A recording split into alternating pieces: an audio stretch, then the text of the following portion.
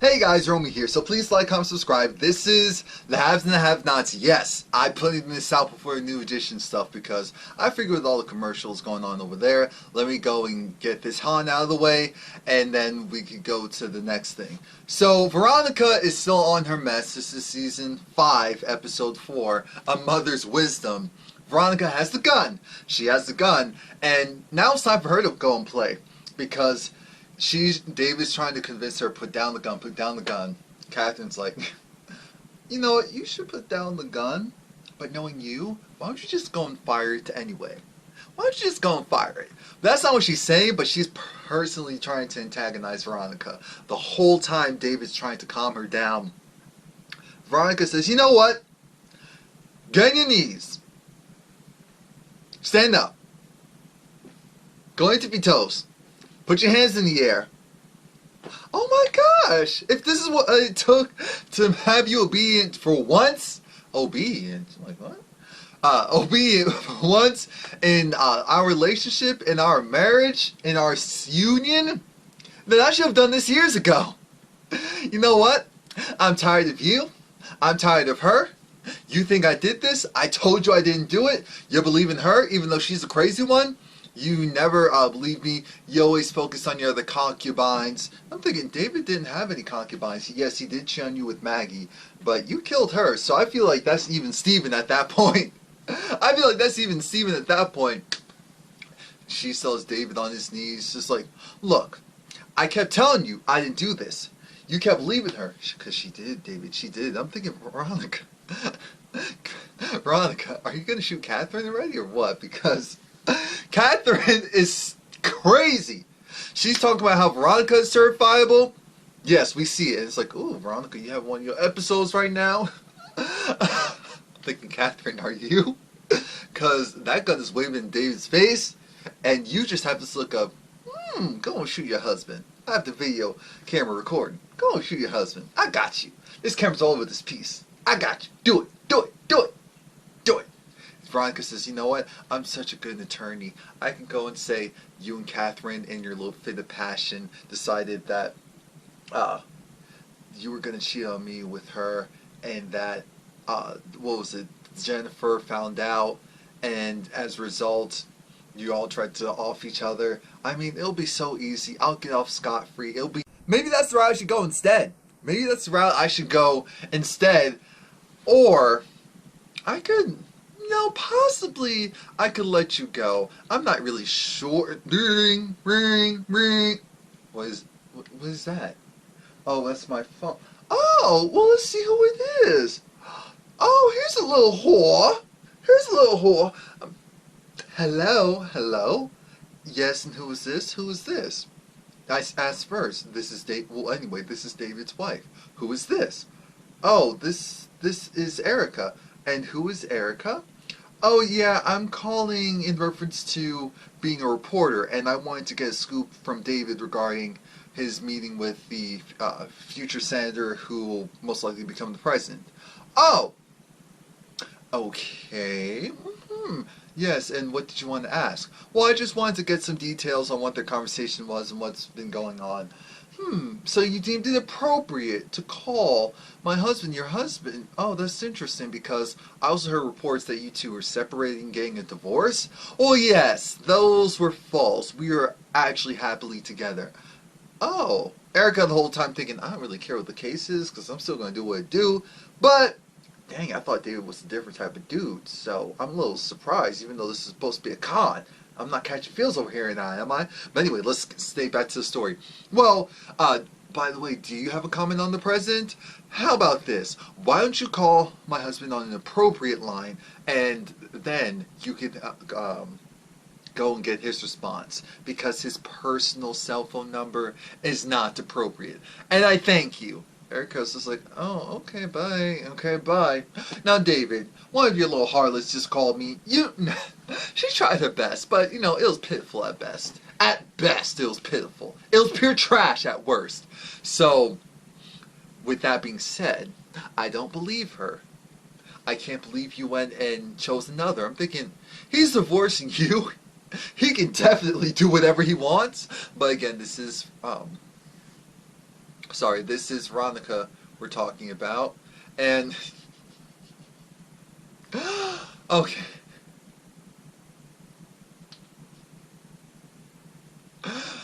David said, you know what? I know you don't want to kill me. I know you don't want to kill me, so here's what's gonna go. Veronica, you don't have to kill me. I don't? No, you don't have to kill me. What you can do instead is you can empty the gun. Empty the gun. Yes, you can empty the gun. Just press that button. No. Just point away from me. Press that button. It will release the, I almost said cartridge. Yeah, whatever. And it'll be empty. It's like, okay. Catherine going, Veronica does it. Catherine going saying, well, you know, there's still a bullet left in the chamber. And again, I'm saying this slowly because this is how the scene is drawn out. So we're going to speed up in 5, 4, 3, 2, 1. Yeah, and he goes, he takes it out. It's like, okay, so we're good. We put the gun down. For whatever reason, Veronica and Catherine start this scuffle again, like, oh, y'all need to stop it. No, we can't trust her. No, we can't trust her. She's a killer. She's crazy. What do you call it? What's his man's name? Yeah, David. David, you need to do something. We can't trust him. We need to call the cops. You need to call. Well, you have your phone. Why don't you call? Jim comes. Oh my God, Jim! Oh my God, Jim! Jim's like, get your hands off of me, what? What is going on here? What is going on here? She did this to me. What do you mean she did this to me? She shot me. She stabbed me. Who? Veronica? Now, Catherine. How did she do that with your gun? Now, that's not what Jim said, but Jim saw the gun. He said, oh, so this is the gun? Okay, so let's wipe down the Catherine, this is your gun! This is my gun! This is our gun! You try to blame me right? Oh, okay, I got something for you. But, you know, I'm not going to do this in front of mixed company. Veronica, I don't care what the situation is. Yeah, well, you should care because your wife let him kill the DA. The DA? I come back for 5... You guys couldn't handle a week without me. And the DA said... Veronica, go home. Jim, why are you out here? Go home. Jim, come here real quick. This is Veronica. What you're not going to do is tell me what to do. I'm not David. You're not my master. You're not my master. You ain't master. You ain't master. So, you don't run me. Jim said, trust. Believe it or not, I believe that you didn't do this. I believe it. And on the off chance that you did, it doesn't matter because there's so much more stuff in your closet that could bury you. And I don't need to be the one to bring it out. Mind you, the DA is dead. Which means that now the FBI is going to interrogate this crime scene. This is a federal offense. Whoever killed her, this is a federal offense.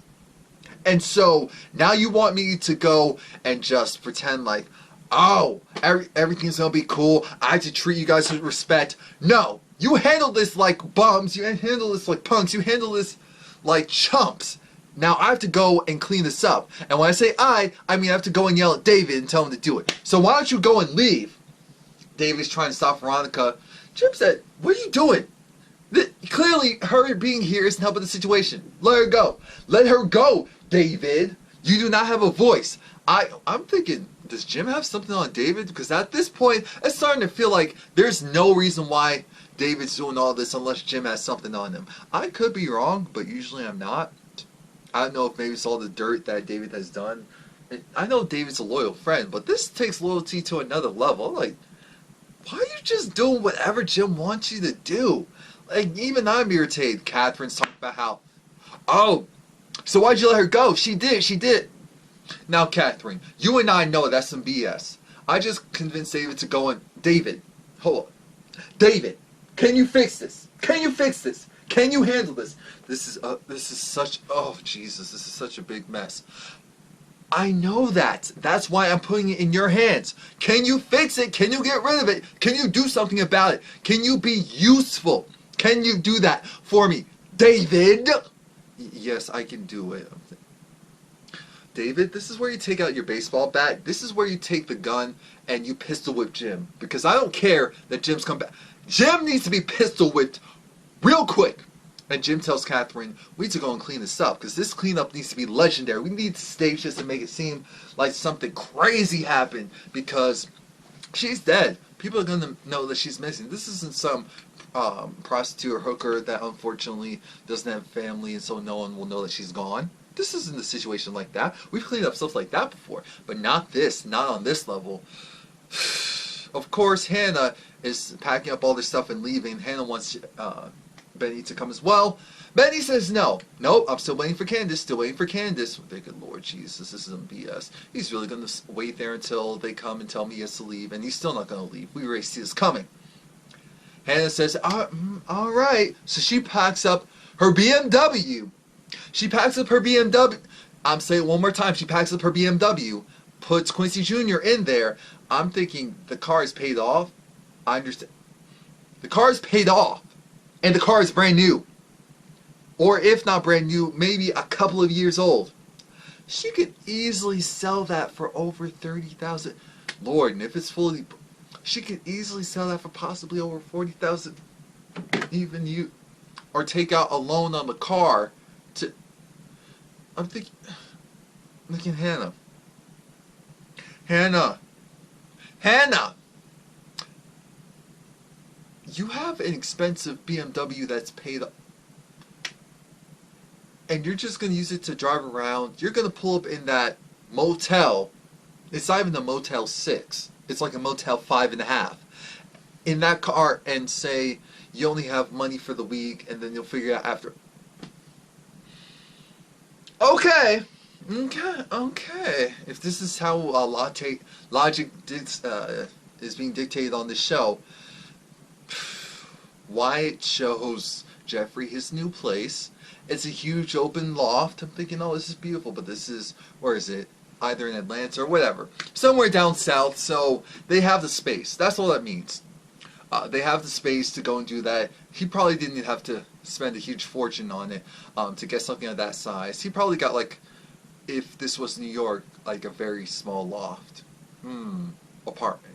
Not loft. Yeah, because that was a loft. It was open. It was definitely a guy's... There was alcohol everywhere, though. That's all that matters. It was alcohol. It was a very manly place. And Jeffrey's over. Jeffrey wants to leave as soon as he gets there because Wyatt is kind of joking around saying how, well, you know what? I'm going to continue to do what I was doing. It's going to be great. It's going to be fantastic. We're going to have a good time. And this time I want you there with me. Jeffrey says, no, I'm tired of this. I'm tired of this. I'm tired of you. I want to go. Wyatt says, no, I need you to stay with me. What do I need to do for you to stay? I'm thinking, you know exactly what you need to do, but you don't want to do it. He said, no, I'm not doing that. That's gross. And Jeffrey said, why am I here? You're an addict. I can't help you. Yeah, but he's like, no one loves me. You're the only one who actually loves me. Not my parents, not anyone. No one loves me. And you're the only one who loves me. You're the only one that's been consistently trying to help me. Jeffrey finally comes to light and says, see, I'm just like my father. Because my father put up with my mother and all of her mess. And I see where that's gotten him. So Wyatt, I'm going to give you the number of these really good people in this group. If you want to get your life together, prove it. Talk to these people. Get on a program. Get some serious help. Because I'm an enabler when I'm around you. I enable you to do the bad things and then I go and clean up for you. I'm not going to clean up anyone else's mess anymore. He said, no. Do not touch me. I am done with you. I'm done with this town. You can all go straight to hell. I don't care if I love each and every one of you. I am tired. I am tired. I am tired. I'm tired of you. I'm tired of you. I'm tired of you. I'm tired of you. So go, like I said, I'll text you the number. Get some help because you really need it. I can't help you. I love you. I cannot help you. Because, and here goes Wyatt's flipping the script. Ow, oh, so see, this is what it is. You disgust me. See, you love me, but you love me in a sexually perverted way. Your love comes straight out of your pants. That's all you really care about. And I'm thinking, Wyatt, you sound like a child. A child that once he or she's upset, they go and they say mean stuff, or they say stuff just to go and get back at the person who's hurting them at the moment. Thinking, this is really sad. This is supposed to be a functioning, grown adult. I don't care if he's only supposed to be 20-something. He's supposed to be a functioning, grown adult, and he's acting like he's all of 7 years old. All of 7 years old. We'll give him the benefit of the doubt. With the drug issues, 13, because you know some people start early. Some people start earlier than that, but let's not get into that. Hannah decides, since, and I forgot about this, Candice lives right around the corner, I'll just go make a U-turn, go to Candice's house, and give one last try. What is going on? Here comes Mama Blue, yeah, almost said Mama Big Bird, Mama Pearl. Comes just like, oh yeah, you girl, I know you black. I don't remember your name. You can't. You that harlots. You that prostitute's mother. Yes, probably right. Yeah. So what's going on here? Well, I think it's in reference to him. Who's him? Remember the guy I told you about who went to the house, never came out? Oh yeah, Quincy. Mm-hmm. Yeah. I think they're trying to go and do a search warrant to try and find him. And so then Hannah, in that frame of mind, goes and talks to Candice, and Candice is like, God, what are you doing here? What are you doing here? I'm here because Benny needs you. Benny needs you, and he's waiting for you. You know he's not going to leave the house unless you call him. Are you going or not? Look, I have some stuff to do. I know that you are no good, but your brother still thinks that there's a sliver of hope for you. So I need you to be that hope for him. Make sure you go and talk to him, okay? You know what? Make sure you go and talk to him. See, I don't understand. I honestly feel like you had good intentions with him for a moment, but when I think God is working on you and God is doing something good in your life, you show your true colors. That's not what she said, but that's essentially what she said. I'm thinking, Hannah, part of this conversation is needed and then the other part isn't. Because it's not because you bring God into this. It has to do with the fact that you constantly go left. Can't you just say, you need to do something right, you need to do right by your brother, you need to do right by your brother, you need to do right by your son. That's it. That's it. Leave it there. He loves you. I know you love him. Just go and talk to your brother.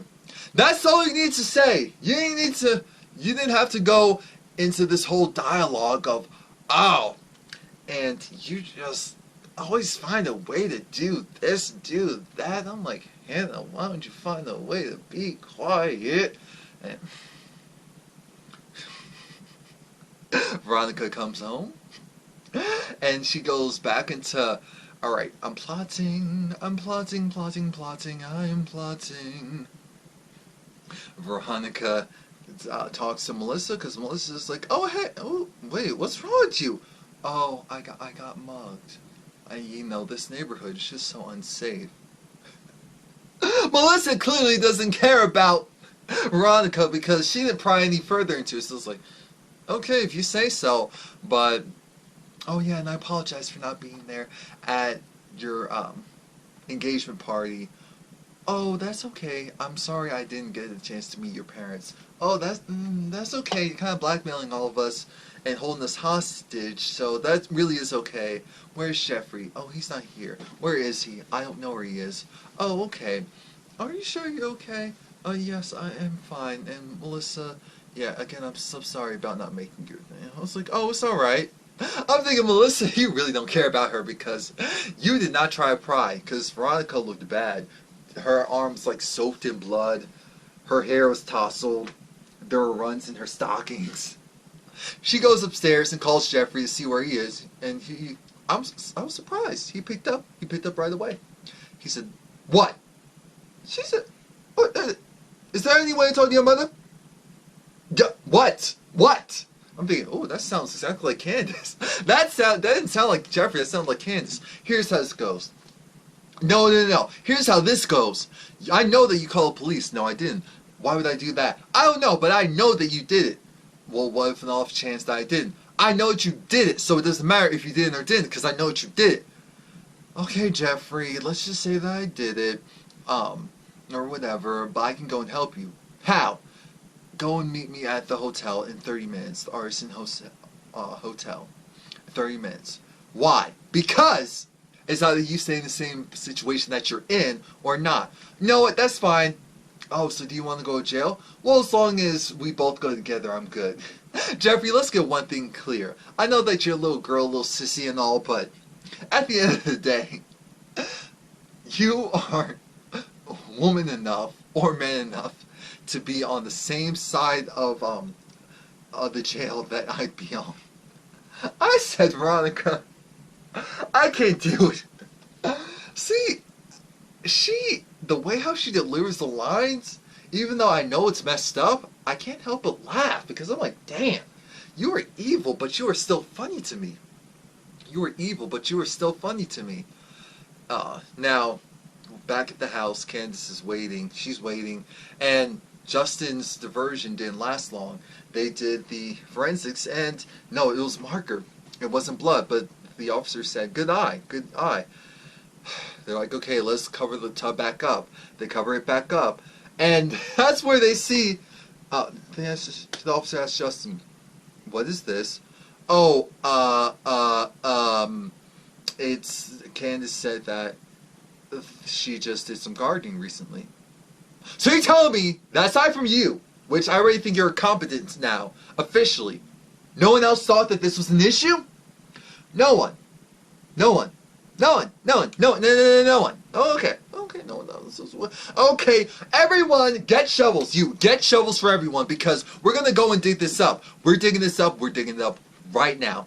I don't know how any of you idiots missed this. What is wrong with you? Do I have to do everything myself? If I have to, then that's fine. Just let me know. Just let me know so I can go and do it, because you guys are complete estúpido. Estúpido, estúpido, estúpido. Now, Justin kind of lets it be known that Candice, they found the they're going to go and dig in the backyard. So that sets up the precipice for what happens next. Jeffrey calls, and he's just telling Candice, alright, so where are you? You sold the house. Okay, that's great, but my mother called and she says that she's going to help us out. We need to go to the Artisan Hotel in 30 minutes. I need you to go there. No, I can't do that. Why can't you do that? I don't trust your mother. I'm not stupid. Do you think I trust her either? Here's how this is going to go. It's either we're going to go to jail. They're going to find the body. You just told me that they're checking in the backyard. They're going to find the body. We're going to be screwed. Either way, we're going to be screwed. It's better for us to potentially be screwed than be completely screwed. Even if it's my mother. Okay, but I need to talk to my brother first. Why would you I told you that we have an option to save us. And you want to go and talk to your brother? No, but it's really important. I don't care. My mother's the type of person where if we're not there in 30 minutes, she may leave. I'm thinking, and there it is. Jeffrey's back. The original Jeffrey that we knew is back. I'm like, oh God. Jeffrey, I will have let her wait a whole 30 minutes at least and told her, oh yeah, I'm on my way. Oh yeah, I'm walking slowly into the courtyard. Oh, you know, that's not Jeffrey. That's not what he's made out of. So I get it. So Candice isn't going to go and see Benny. I'm thinking, oh, dang it, Candice actually wanted to do the right thing. I'm thinking, Candice, just give Benny a call. I understand that's not the right thing to do, but it's better than nothing. Let him know. Let him know at least something. Let him know at least something. You could have done that. Mitch is brought to the jail, and guess who his bunkmate is? War. Now, of course, they're in separate jail cells. Sidebar, Mitch is tall. Mitch is buff, but Mitch is also tall. So, it's hilarious. It's like watching me go and put Mitch in a jail cell. It just doesn't compute. It doesn't add this trying to go and manhandle someone like that. It's like, oh, going to jail, man. I'm like, dude, you're a toothpick. Anyway. Mitch and War, as you can imagine, get into an exchange of words. And the exchange of words really ended quickly because War said, I'm going to get out, so this doesn't even matter. You know what, I know that you had something to do with me getting in here. And Mitch said, no, I had everything to do with you being in here. Because originally War was like, I'm going to go and get Candy, I'm going to go and do this to her, and watch. I have friends in high places. I know that you were a part of this. No, no, dude. I was the main person behind it. What I did was I went, took that spare tire, loaded it with weed, cocaine, heroin, you name it, it was in there. I mean, I just got high off of loading the stuff in there. Woo!